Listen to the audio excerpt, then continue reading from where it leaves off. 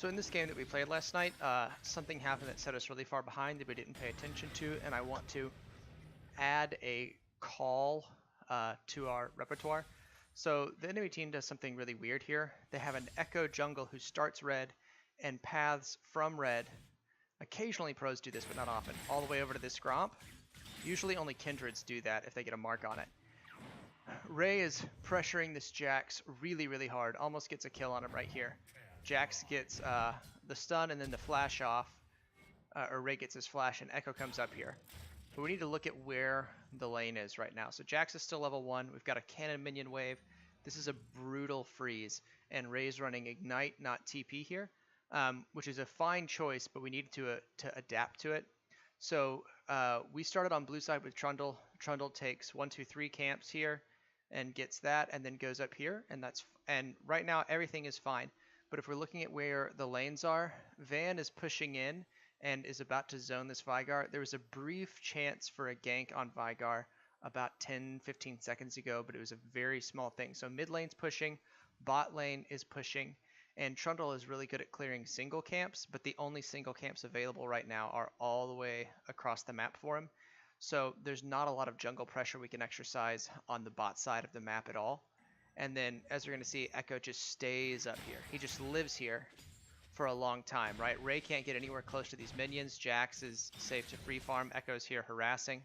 And so the call that we need to make in a situation like this, the call we did make was, okay, I'm going to go take some of his jungle, which is an okay call, but there's a lot better call to make.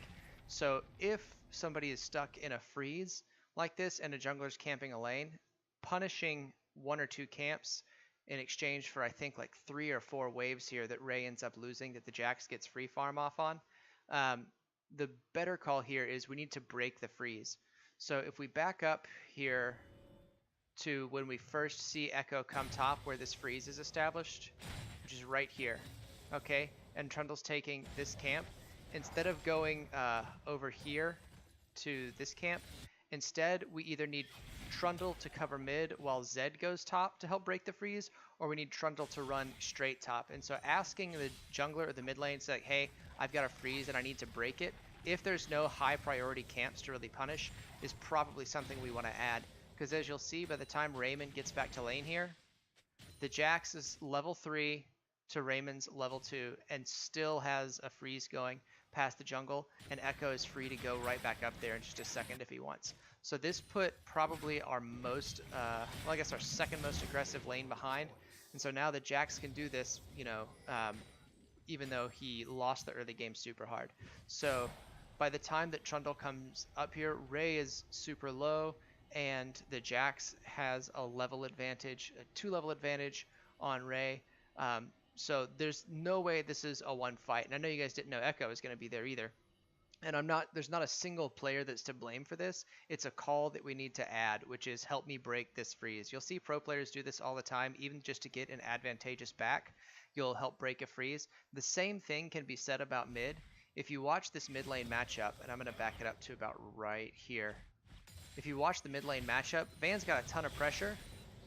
But look where the Veigar's playing. He's not really gankable because he spends almost the entire game right here. He's not losing a lot to turret. He knows right there, but the whole thing happens kind of right here. And so we need to, in terms of lane management, make sure that we are getting people closer to sort of the middle or the back and helping to break these freezes. And if you want to back up again, the same exact thing happens bot. So we don't do the jungle any favors, and we also aren't making the necessary call to say, hey, let's get rid of this lane position and get a back off. So basically the entire early game up through first blood, we made sure that our jungle couldn't do anything and that our lanes weren't getting huge advantages based off of it. And Ray got punished really hard because of the position of all 3 lanes.